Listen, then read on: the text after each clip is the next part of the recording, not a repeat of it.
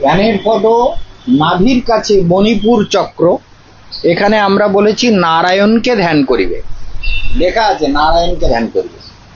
অনাহত চক্র হৃদয়, ওখানে দেখো লক্ষ্মী নারায়ণকে ধ্যান করিবে লেখা আছে। আবার সহস্রার চক্র একদম মাথার উপরে দেখো, ওখানেও নারায়ণ আছে। মামনি দেখো, এখানে নারায়ণ, এখানে নারায়ণ, আর নাভিতে নারায়ণ। তাহলে প্রতিদিন যদি আমরা নারায়ণকে ধ্যান করি, আমাদের প্রত্যেকের জীবন কিন্তু সুন্দর হয়ে যায়। যেমন আমরা ভেতরে ভাব হয়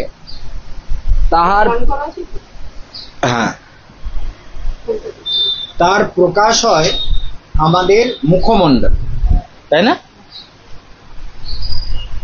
সত্যি কথা তো। Face is the index of our mind, জানো তো কথাটা? শুনেছো কোনোদিন? মানে মুখমণ্ডলটা হচ্ছে হৃদয়ের সূচি। খুব রেগে গেলাম, তাহলে আমি ভেতরে যে রেগে গেছি তার বহিঃপ্রকাশ হলো, মুখে প্রকাশ হলো। আমি খুব খুশি হয়ে গেলাম, কি ভালো লাগছে, তো তার বহিঃপ্রকাশ হলো মুখমণ্ডলে। তেমনি আমি যদি ধ্যানের মধ্যে আনন্দ পাই, ভগবানের ধ্যানে, তাহলে ধ্যানের দ্বারা কি হয়? ভেতরে একটা শান্ত ভাব আসে, আত্মার শান্তি।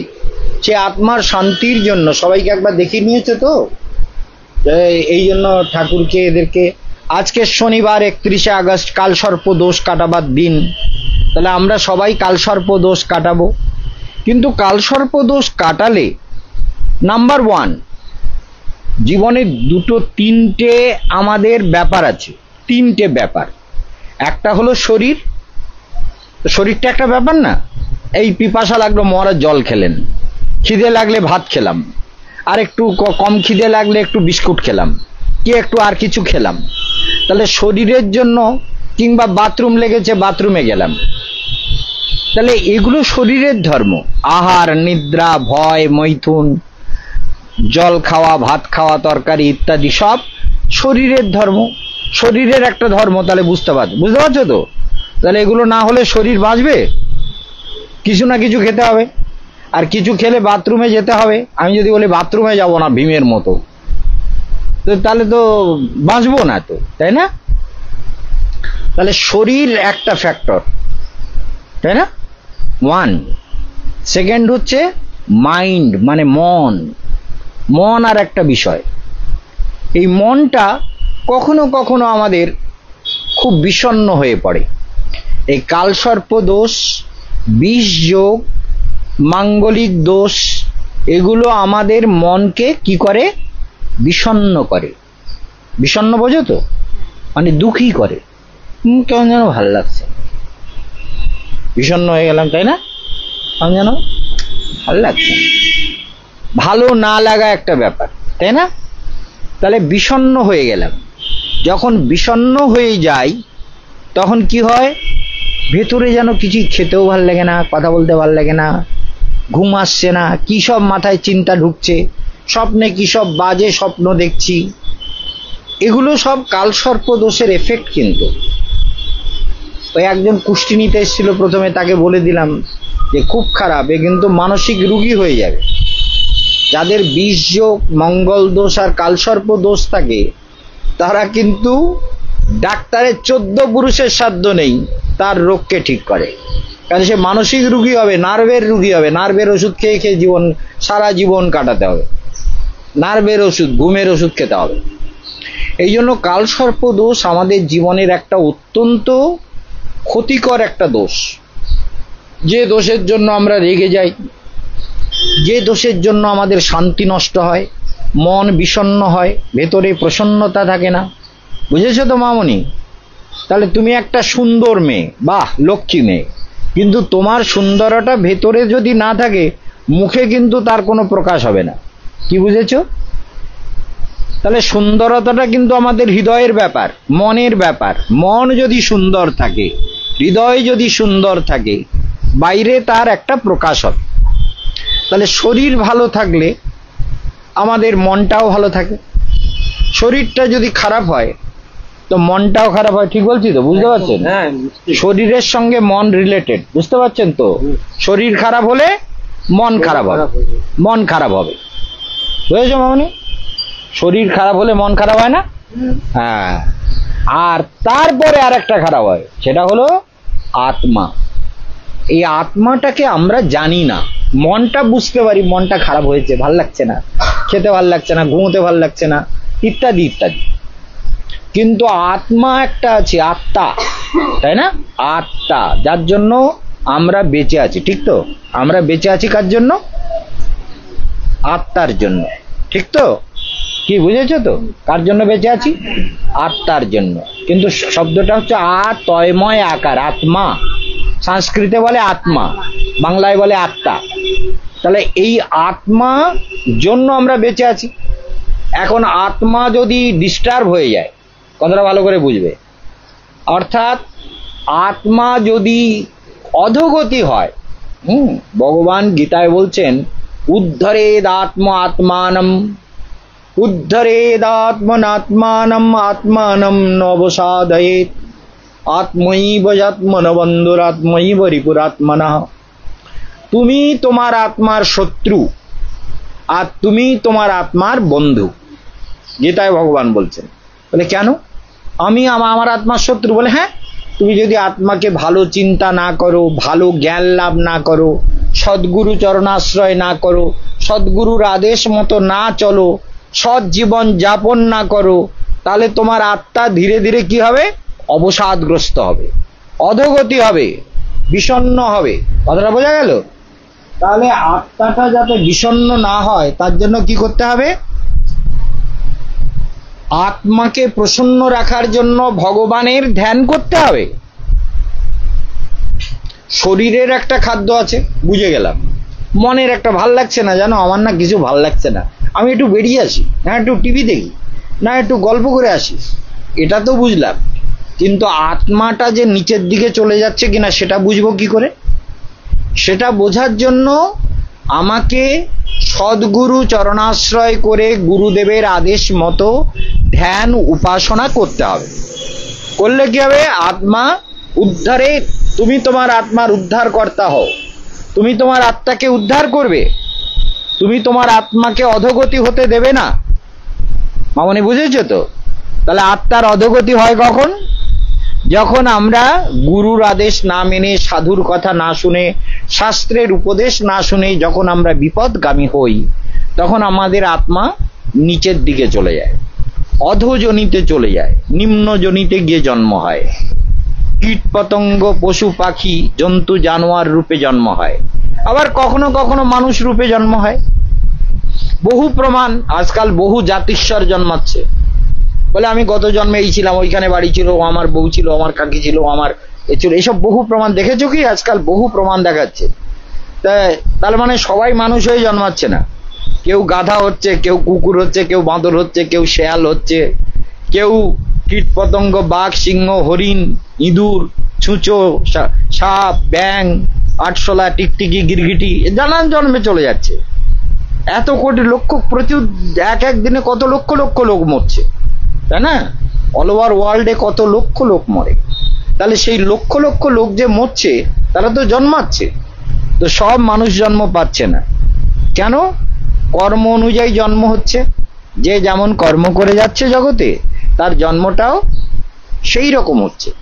তাহলে আমি যদি ধ্যান করি, মন্ত্র জপ করি, ঈশ্বর প্রণিধান করি, ভগবানকে ভেতরে অনুভব করার চেষ্টা করি, কাল সর্প দোষ আছে, রোজ যদি নারায়ণকে ওই যে মণিপুরে ধ্যান করি, হৃদয়ে ধ্যান করি, মাথায় ধ্যান করি, তাহলে নারায়ণ আমার ভিতরে জেগে উঠবে, আর নারায়ণের ভাবটাও জেগে উঠবে, আর মনটাও সুন্দর হবে। কি বুঝেছো? মনটাও হবে না, হতেই হবে। যেমন ভাববে তেমন সব লাভ হবে, বুঝতে পেরেছো? যাদৃশী ভাবনার যস্য সিদ্ধির ভবতি তাদৃশ। এই গিন্নি এদিকে তাকাও, শোনো। তাহলে দেখা যাচ্ছে যার যেমন ভাব তার তেমন লাভ। কথাটা বোঝা গেল? তাহলে ভাব অনুযায়ী লাভ। তাহলে ভাবটা যদি ভালো হয়, লাভটাও ভালোই লাভ হবে। তাহলে ভাব ভালো হতে হবে। এই যে আমার দিকে তাকিয়ে শোনো, অন্যদিকে তাকাবে না, খবরদার, শুভ দৃষ্টি আমার সঙ্গে, খবরদার। তাহলে ভাব অনুযায়ী লাভ হবে। তাহলে ভাব যদি সুন্দর হয়, তাহলে লাভটাও সুন্দর হবে। যদি ভগবান হৃদয়ে জেগে ওঠে, তাহলে আমার লাভ সুন্দর হবে, হবেই হবে। জগতে কত রকমের লোক আছে, অদ্ভুত ব্যাপার। একটা লোক আমাদের ভক্ত, তাদের বাড়িতে অক্ষয় তৃতীয়ায় আমার প্রোগ্রাম হতো। সে 30 লাখ টাকা আমার কাছ থেকে বলে কয়ে আমার যেখানে যত টাকা ব্যাংকে ট্যাঙ্কে ছিল সব বের করে তাকে দিলাম। তার বিপদে বলেছে আমি আপনাকে 2 মাসের মধ্যে, আপনি যখনই বলবেন দিয়ে দেবো। 30 লাখ টাকা নিয়ে লোন টোন করে আরো প্রায় 1 কোটি টাকা মতন আরো লোন করেছে, করে আমার টাকাও শেষ, সে এখন পালিয়ে গেছে, মহারাজের টাকা নিয়ে আর দেবে না। আমি বললাম দেখো যা ভালো বাটা, ভগবানের ইচ্ছা, আমি আর কি গো, আমি তো ভালো তার ভালো করার জন্য দিয়েছিলাম, তা আমার তো কষ্ট করা টাকা, আমি তো অন্যায় করে টাকা কামাই করিনি। তা যদি আমার সৎ পথের টাকা হয় তা কোনো না কোনো ভাবে আসবে, ওই দিয়ে যাবে, কারো না কারোর মাধ্যমে দেবে, দিতেই হবে, তা না হলে তো সর্বনাশ হয়ে যাবে। কারণ সাধুর টাকা নিয়ে কারো মঙ্গল হয় না, অধোগতি হবে। চিন্তা করতে করতে হায় হায় আমি সাধুর টাকা নিয়ে মরছি। সাধু তো তার আনন্দে থাকবে, সাধু কখনো দুঃখী হয় না। সাধুকে পরকার্য সাধয়তি, যে পরের উপকার করে, পরের অকৃত জীবনকে যে সুন্দর করে দেয়, তিনি সাধু। তব নিজ জন পরম বান্ধব সংসার কারাগারে। কি বুঝলেন? ভগবানের নিজজন দ্বারা, তারাই আমাদের প্রকৃত বন্ধু এই সংসারে।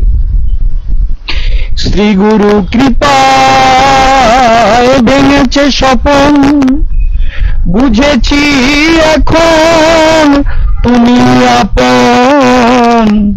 তব নিজজন পরম বান্ধব সংসার কারাগারে। তাহলে সাধুই হচ্ছে আমাদের বন্ধু। যখন আমাদের স্বপ্ন ভেঙে যায়, এই জগৎটা তো স্বপ্নবৎ পরিদৃশ্যমান নগরী, এই জগৎটা স্বপ্নের মতো। স্বপ্নে একরকম দেখছিলাম, জেগে গেলাম বলে সে কি দেখছিলাম ঠিক না, তো স্বপ্নে কে আমাকে কি দিল, কিন্তু জেগে আর পাওয়া গেল না। স্বপ্নে কেউ আমারে টাকা দিয়েছে, সেটা টাকা আর খুঁজে বেড়াচ্ছি, উঠ জেগে তো আর পাওয়া যাবে? তারপর স্বপ্ন স্বপ্ন, তাই না? এই জগৎটাও কিন্তু স্বপ্ন। কি বুঝেছো? জগৎটা স্বপ্নের মতো। এক্ষুনি হার্ট অ্যাটাক করে মরে গেলে সব মিথ্যে হয়ে গেল, কেউ আমার না। কিন্তু কশ্যত্তম বাকুত আয়াতঃ চিন্তয়ত দিদং ভ্রাতঃ। শঙ্করাচার্য বলছেন দিনমপি রজনী সায়ং প্রাতঃ শিশির বসন্ত পুনরায়াতঃ। তাই না? আসে না? দিন এসেছে, তারপর রাত আসবে, আসছে। দিনমপি রজনী সায়ং প্রাতঃ, সন্ধে হয়, সকাল হয়, শিশির আসে মানে শরৎকাল আসে, শীতকাল আসে, গ্রীষ্মকাল আসে, বর্ষা, ঋতু পরিবর্তিত হচ্ছে। তো শব্দগুলো খুব পরিষ্কার, একটু মন দিয়ে শুনলে বোঝা যাবে। দিনমপি রজনী, দিন এবং রাত বদলাচ্ছে, সন্ধে হচ্ছে আবার সকাল হচ্ছে। সায়ং প্রাতঃ শিশির বসন্ত, শিশির আসবে, শীত আসবে, বসন্ত আসবে, হেমন্ত আসবে, বর্ষা। এখন যেমন বর্ষাকাল চলছে, সারা দুনিয়ায় বর্ষা বেজে যাচ্ছে। পুনরায়াতঃ কাল ক্রীড়তি গচ্ছতায়ুস্তদপি ন মুঞ্চতি আশাবায়ু। ভজ গোবিন্দম, এইদিকে দেখো, এই আমার দিকে দেখো। ভজ গোবিন্দম ভজ গোবিন্দম গোবিন্দম ভজ মূঢ়মতে। তাহলে মন তুমি কি করবে? বলে গোবিন্দের ভজন করবে। বুঝেছো তো? তাহলে জগৎ চিরস্থায়ী নয়। তা স্বপ্ন ভেঙে গেলে সব মিথ্যে হয়ে গেল। এখনই মরে গেলাম তো যে যার পথে চলে গেল। আমি আমার প্রারব্ধ, আমার কর্মফল নিয়ে আমি কোথাও জন্ম নিলাম। মনে থাকে যদি জাতিস্বর হয়, আর না মনে থাকে তো কোথায় গিয়ে ভূত প্রেত পিশাচ দানব দৈত্য যা কিছু একটা হলাম। তো ভূত হয়ে গেলাম, প্রেত জনিতে কিছুকাল বাস করলাম, করে আবার কোথাও চলে গেলাম, প্রেত জনিতে কিছুকাল বাস করতে হয় ভূত প্রেত হয়ে। সব ভূত ভালো না তো। ওই যেখানে আমরা দোষ কাটাবো, ওই বট গাছে অনেক ভূত আছে। আমি ওই বট গাছের নিচে তো দোষ কাটাবো। ও ভূতগুলো আমাকে সবাই ভক্তি করে, কিন্তু আমি যদি বলে এই সব আমার কথা শোনো, সবাই শোনে, ওখানে বট গাছে সবাই ভরে থাকে, সবাই জানে মহারাজ এসছে, আমার মহারাজের কথা শুনতে হবে। মহারাজ আমাদের সবাইকে ভালোবাসে, সবাইকে ভালোবাসতে হবে। তো ভগবানকে ভালোবাসবো, তা ভগবানের সৃষ্টিকেও ভালোবাসতে হবে, তাই না? এই যে পশু পাখি কীট পতঙ্গ মানুষ দেবতা কিন্নর যক্ষ রক্ষ ভূত প্রেত পিশাচ এরা সবই তো ভগবানের সৃষ্টি, নাকি? তুমি সৃষ্টি করেছো না আমি সৃষ্টি করেছি? কে সৃষ্টি করেছে? ভগবান। তাহলে ভগবানের সৃষ্টি, তাহলে সবাইকে ভালোবাসতে হবে। সবারে বাসে রে ভালো, নইলে মনের ময়লা যাবে না রে, মিছে করিস আপন আপন। কেউ সব আপন আপন মনে করছো, কিন্তু কেউ কি আপন হবে? কশ্যতম বা কুতয়াতা, তুমি কে? কোথা থেকে এলে? জগতে তো এসে জন্ম নিয়েছো, কারুর মেয়ে হয়েছো, কারুর মা হয়েছো, কারুর বউ হবে, কারুর কিছু হবে, সংসারে কারুর কত সম্পর্ক জুড়বে, কেউ শ্বশুর কেউ শাশুড়ি, তাই তো? বুঝতে পারছো তো মামনি? তাহলে কেউ শ্বশুর হবে, কেউ শাশুড়ি হবে, কেউ বর হবে, কেউ বাচ্চা হবে, কেউ কিছু হবে, কিন্তু মরে গেলে সব যে যার পড়ে হবে, তাই না?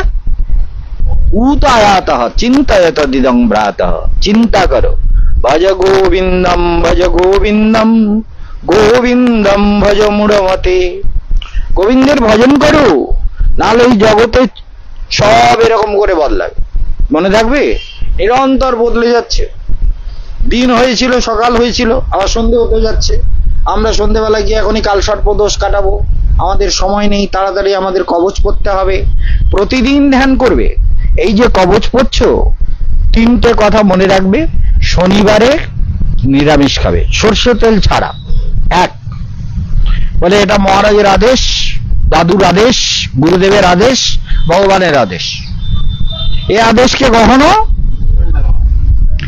সেই দুটি কথা ভুলো না সর্বথা। বলে কি সে দুটো কথা?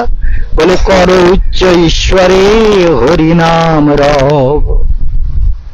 কি বুঝলে? ভগবানের নাম করতে হবে তো, নাহলে মরে গিয়ে সব কোথায় চলে গেলাম, তারপর তুমি আর আমি সব আলাদা হয়ে ভূত প্রেত হয়ে পাক খেতে লাগলাম, তাই কি হবে? তাহলে ভালো হতে হবে তো, সাধনা করতে হবে। কি মা? এই যে আমাদের মা যেমন সবাইকে নিয়ে ভাবে, খুব লক্ষ্মী মেয়ে, হ্যাঁ, এটা ভালো মেয়ে, একটা লক্ষ্মী মেয়ে। আর ওই মায়ের একটা মেয়ে আছে, সে আমার প্রিয় সখী, তার নাম অনুরাধা। আমি তাকে, না অনুরাধা না, অনুরাধা সখী। অনুরাধা ছোটবেলার থেকে কত অনুরাধা আমার কাছে জুটেছে, ওই একটা অনুরাধা জুটেছে। এদের বাড়িতে গেছি, এই মায়েদের যে অনুরাধা সখী আছে, অনুরাধা সখী বলে, দাদু আমি এই জায়গায় যাব। আর তাহলে ঠিক আছে, আমার আশীর্বাদ, চলে যাও, কোনো অসুবিধা হবে না। এই দাদুর আদেশ না নিয়ে সে যাবে না, ভক্তিমতী মেয়ে। তাহলে দাদু, গুরুদেব, ভগবান, মহারাজের কথা শুনে চলা, বুঝতে পেরেছো? তাহলে রোজ ধ্যান করবে, রাত্রে ঘুমাবার সময় ওং নমো ভগবতে বাসুদেবায়। এখানে বাসুদেব, এখানে বাসুদেব, বাসুদেব মানে নারায়ণ, আর এখানে বাসুদেব। ওং নমো ভগবতে বাসুদেবায়। ওং শান্তি। ওম চিত্তমন প্রসন্নম ভব। ওং নমো ভগবতে বাসুদেবায়। তাহলে রাত্রে ধ্যান করে ঘুমাবে। আবার সকালবেলা যেই ঘুম ভাঙলো, বলে এইবার ওঠার টাইম হয়েছে, উঠে বসে পড়বে, বসে সোজা হয়ে বসবে। এরকম আমি যেরকম সোজা হয়ে গেলাম না, তলপেটটা টেনে ধরেছি কিন্তু। ওং নমো ভগবতে বাসুদেবায়। এখান থেকে একটা আলো সোজা উপর থেকে উঠে যাবে। ওং নমো ভগবতে বাসুদেবায়। ওং নমো ভগবতে বাসুদেবায়। তাহলে এই নাভির থেকে শুরু করে এগুলো সব একটা জ্যোতিপুঞ্জ মহাকাশের দিকে উঠে যাবে। তাহলে ধ্যান করে ওই জ্যোতিপুঞ্জটা উঠছে, ওটাকে দেখতে হবে। তাহলে জীবন সুন্দর হয়ে যাবে, মন সুন্দর হয়ে যাবে, বুদ্ধি সুন্দর হয়ে যাবে, ধ্যান সুন্দর হয়ে যাবে, আর আত্মাও সুন্দর হয়ে কি যাবে। যাবে তো? মাথায় ঢুকছে তো? মাথা পালাচ্ছে না তো? আর একদিকে খবরদার পালায় না যেন, গেলে মাথায় গাঁটটা মারবো কিন্তু। আমাদের স্কুলে এক মাস্টারমশাই ছিল, যে গাঁটটা, তাহলে স্যার গাঁটটা মারবেন না, আমার কিন্তু খুব রাগ হয় স্যার। এরকম গাঁটটা মারতো, ঠুন মারতো মাথায়। একদিন ঠুন মেরেছে নিরঞ্জন মুখার্জি। আমি স্যার মাথায় ঠুন মারলেন কেন? আপনি বেদ দিয়ে মারুন, কিন্তু মাথায় ঠুন মারবেন না একদম। আমার এইরকম বলে, কেন মেরেছেন স্যার, আমার কি কোনো পড়াইগুলো? বলে তা তো না, আমি পরীক্ষা দিতে বসলে সবার যদি 2.5 ঘন্টা লাগে, আমার 40 মিনিট লাগে লিখে দিতে, ফটাফট উত্তর দিয়ে নেন স্যার। ভাই দেখো গিয়ে বসে, বলে আপনি দেখবেন স্যার, আমার আর দেখার দরকার নেই, সব লেখা গেছে। তাই আমি ছিলাম এইরকম। তাহলে বুঝতে পারছো? তাহলে বাসুদেবের ধ্যান করে ঘুমাবে, আর ওং নমো ভগবতে বাসুদেবায় সুন্দর একদম তলপেট টেনে ধরে সোজা হয়ে বসবে। সোজা হয়ে বসো, সোজা, এরকম তলপেট টেনে ধরে সোজা হয়ে বসো। ওং নমো ভগবতে বাসুদেবায়, সোজা, তলপেট টেনে ধরে, হ্যাঁ এই সোজা হও, সোজা সোজা, এরকম তলপেট নিচে দুপুর দিকে টেনে রাখবে, বলে ধ্যান করবে। রোজ ধ্যান করে ঘুমাবে, ধ্যান করে বিছানা ছাড়বে, আবার স্নানের পর ধ্যান করে সূর্য প্রণাম করে ওং নমো ভগবতে বাসুদেবায় বলে জলটা এখান থেকে পান করবে, মণিবন্ধ থেকে। এখন কবচ পড়াবো, তাহলে জলটা খেতে হবে কোথা থেকে? মণিবন্ধ। মণিবন্ধ বলে এইটাকে, এই মণিবন্ধ যার যত সুন্দর সে তত ভাগ্যবান। হাতটা যার যত সুন্দর সে তত ভাগ্যবান। এই হাতটা দেখেছো? একটা পদ্মের পাপড়ির মতো, দেখেছো? মনে হচ্ছে না? এই হাতের রেখাগুলো এইরকম। এই জন্য এই মণিবন্ধ থেকে জলটা এখানে ঢেলে খেতে হবে। প্রতিদিন ধ্যান করবে, শনিবারে নিরামিষ খাবে সরষে তেল ছাড়া, আর প্রতিদিন মহারাজের সঙ্গে আর ভগবানের সঙ্গে ভাব যেন নষ্ট না হয়। কি বুঝেছো? এই কি বলেছি? ঠাকুরের সঙ্গে আর মহারাজ দাদুর সঙ্গে ভাব নষ্ট হবে না তো? খবরদার, ঠিক আছে? ভাব নষ্ট হলে পিঠের চামড়া তুলবো, ভাব যেন নষ্ট না হয়। বলে মহারাজ দাদুর সঙ্গে আর ভগবানের সঙ্গে, এই দুজনের সঙ্গে ভাব নষ্ট হলে জীবন নষ্ট হয়ে যাবে। কাল সর্প দোষ, মহারাজ দাদু যা বলেছে তাই করব, রোজ নারায়ণকে ধ্যান করব, শনিবারে নিরামিষ খাবো, বাড়িতে ঘোড়ার নাল বাস্তু যন্ত্রম লাগাবো, সেগুলো প্রত্যেক বাড়ির কর্তব্য। মহারাজ দাদুর 4 নম্বর বই বেরিয়েছে, মূল্যবান বই, যারা পারবেন 300 টাকা দিয়ে ওই বইটা নিয়ে যাবেন। যাদের সামর্থ্য আছে তারা নিতে অবশ্যই উচিত, ওই বইটা তো প্রত্যেকের প্রয়োজন। এই অধ্যাত্ম বিজ্ঞান, কেশবানন্দের প্রবচন, কি বলেছেন কেশবানন্দ? কেশবানন্দ বেদ উপনিষদ সম্পর্কে তার কত লেকচার আছে, সেগুলো সব ওই বইতে রয়েছে। যারা পারবে তারা নিয়ে যাবে অবশ্য রূপে, ঠিক আছে? মা তো নিয়েছো। তা এইরকম বহু লোক নিয়ে গেছে, কিন্তু এখন আস্তে আস্তে সবাইকে নিতে হবে এবং বুঝতে হবে যে আমরা যাতে মহারাজের আদেশ মেনে চলতে পারি, তাই না? আদেশ মেনে চলতে হবে। এই জীবনটা ভগবানের আদেশ না মানলে, ভগবানের আদেশ আর গুরুদেবের আদেশ, গুরুদেব আমাদের জীবনে ভগবানের থেকে কোনো অংশে কম না। যস্য দেবে পরা ভক্তি যথা দেবে তথা গুরু, যেমন ভগবানকে ভক্তি করবে ততটাই গুরুদেবকে ভক্তি করবে।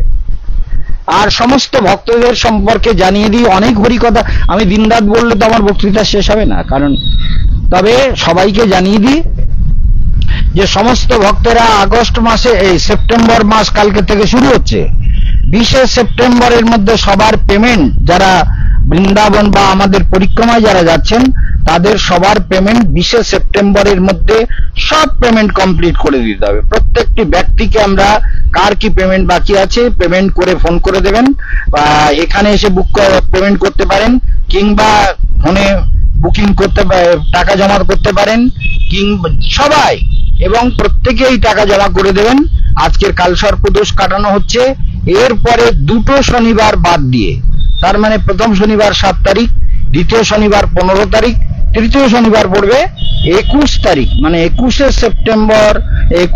সেপ্টেম্বর আবার কালসর্পদোষ কাটাবার দিন পড়বে, এটা মনে রাখতে হবে। সেই জন্য আমরা যেন প্রত্যেকে সেইভাবে নিয়ম মেনে চলি, ধ্যান করি, মন্ত্র জপ করি, আর প্রতিদিন আমরা চেষ্টা করব আপনাদের হরিকথা বলার, কারণ হরিকথা যত শুনবেন, ভক্তি যোগাশ্রম ট্রাস্টকে সাবস্ক্রাইব করলে জীবনের প্রবলেম, উদ্বেগ, সমস্যা সবই কমে যায়। মানব যত সুন্দর জীবন যাপন করে তত তার, তাহলে ভাব শুদ্ধও সত্য শুদ্ধি, ভাব শুদ্ধ হয়ে গেল মানে সত্যগুণ বেড়ে গেল, আর সত্যগুণ বেড়ে গেল মানে ভগবানকে পেয়ে যাব। যার মধ্যে যত সত্যগুণ, এখানে যেমন আলো জ্বলছে, আলো বেড়ে গেলে কি হচ্ছে, সবাইকে দেখা যাচ্ছে, তাই না? ছোটখাটো সব জিনিস দেখা যাচ্ছে, আলো না থাকলে দেখা যাবে না। এমনি আমাদের হৃদয়ের ভেতরে যদি কামনা, বাসনা, ভোগ, তৃষ্ণা, অহংকার, অস্মিতা, দম্ভ, কপটতার অন্ধকার থাকে, তাহলে ভগবানকে দেখা যাবে না। ভগবান কিন্তু হৃদয়ে আছে, হৃদ্দেশ অর্জুন তিষ্ঠতি। ভগবান প্রত্যেক জীবের হৃদয়ে, ভগবান বলছেন হে অর্জুন আমি প্রতিটি জীবের হৃদয়ে অবস্থান করি। ব্রাহ্মণ সর্বভূতানি যন্ত্রারূঢ়ানি মায়া, মায়া জীবকে ঘোরাচ্ছে, কিন্তু আমি ভেতরে আছি, আমার দিকে জীব তাকাচ্ছে না, সংসারে পাক খাচ্ছে। কি মানে বুঝেছো তো? মায়া জগৎকে ঘোরাচ্ছে, বুঝতে পেরেছো? সেই জন্য ভগবান ভেতরে আছেন, তুমি বুঝতে পেরেছো তো? তুমি বুঝেছো? তুমি যত ছোট, তার থেকে ছোট ছিল তোমার বাবা, তখন থেকে তোমাদের বাড়ি আমি যেতাম বেহালায়, বুঝতে পারছো? তারপরে কবে তোমার বাবা বিয়ে করেছে, তারপরে তুমি জন্মেছো, তুমি বড় হয়েছো, তোমার কাল সর্প দোষ কাটানো হচ্ছে। তাহলে এখন থেকে মহারাজ দাদুকে কখনো ভুলবে না। এই চোখে না আমার দিকে তাকাও, শুভ দৃষ্টি করো। তুমি কি শুধু মেয়েরা শুভ দৃষ্টি করবে নাকি? তুমি কি অশুভ দৃষ্টি দেওয়া নাকি আমার দিকে? এই তুমি আমার দিকে তাকাও। তুমি মুশকিল, এই মহারাজ দাদুর দিকে সবসময় শুভ দৃষ্টি করতে হয়। তুমি কি বুঝতে পারছো? কি বুঝতে পেরেছো তো? ভুল হবে না তো? মহারাজের কথা শুনে চলবে তো? বাহ, গুড বয়। আর তোমাদের বাড়িতে তো প্রতি বছর লেকচার হতো, আবার প্রতি বছর জানুয়ারির 26 তারিখ তোমাদের বাড়িতে গিয়ে লেকচার দিতে দিতে আমার সুগার ধরা বললো। নাগবাবু এলো একটা কফ সিরাপ নিয়ে, বেচারাম চ্যাটার্জি স্ট্রিটে তোমাদের বাড়িতে গেছি, আমার কাশি হচ্ছে, তার বক্তৃতা দিতে কাশি হচ্ছে। তা নাগবাবু ছিলেন, অমলেন্দু নাগ, তো উনি তো আমাদের মমতামার কলিগ, অফিস কলিগ সব। উনি একটা কাপ সিরাপ কিনে এনে বলে মহারাজ আপনার কাশি হচ্ছে, তা আপনি এই সিরাপটা খান। এই সিরাপ খেতে আমার বুকের মধ্যে দুম দুম দুম দুম দুম দুম করে এরকম কাঁপছে। আমি কিরাম হচ্ছে? আর পেশাব হচ্ছে। তখন আমি পরের দিন এসে বলছে মহারাজ কমেছে? আমি কমছে কই, বাড়ছে, আর এরকম বুক কাঁপছে। বলে খবরদার খাবেন না, কিছু একটা প্রবলেম হয়েছে, রক্ত পরীক্ষা করতে হবে। এবার রক্ত পরীক্ষা করে তোমাদের বাড়িতে ওখানেই রক্ত পরীক্ষা করে ধরা পড়লো সুগার। তারপরে ওই রায় ত্রিবেদীতে, মমিনপুরের ওখানে রায় ত্রিবেদীতে টেস্ট করে ধরা পড়লো 267 সুগার, প্রথম ধরা পড়েছে। তোমাদের বাড়ির ওখানে প্রথম শুরু। সেই জন্য তোমাদের বাড়িটা বক্তৃতায় মাঝে মাঝে আলোচনা হয়। এই জন্য মনে রাখবা, এই বাড়িতে দাদু এসে কত প্রোগ্রাম করে আছে, আমিও দাদুর কথা শুনবো, বুঝেছো? না শুনলে পিঠের চামড়া তুলে ফেলবো তো, একদম ছাড়বো না তো, মনে রাখবা। এই জন্য তোমার ঠাকুর দাদা, তোমার বাবা, তোমার ঠাম্মা সবাই তো আমাকে বিরাট শ্রদ্ধা করে গেছে, এখনো করে যায়, করে চলেছে। তোমাকেও মহারাজ দাদুর কথা বলতে হবে, ঠিক আছে? আর মহারাজ দাদুর দিকে শুভ দৃষ্টি করছো তো, না অশুভ দৃষ্টি করছো? শুভ, হ্যাঁ ঠিক আছে, ঠিক আছে, ভালো থাকো। আর এবার কবচ পড়তে হবে, সবাই ফটাফট লাইনে চলে আসতে হবে। আর যারা বই নেবে তারা নিয়ে নেবে। আজকের এখানে বিশ্রাম করা হলো। সবাই জানবেন যে 21 তারিখে সেপ্টেম্বরে কালসর্পদোষ কাটাবার দিন পড়বে। আর দ্বিতীয়বার আর জানিয়ে দিলাম যে আপনাদের ওই 21 তারিখের আগে সমস্ত পেমেন্ট কমপ্লিট করতে হবে সবার। হ্যাঁ, পেমেন্ট 21 তারিখের আগে সবাইকে কমপ্লিট করতে হবে। ওম শান্তি।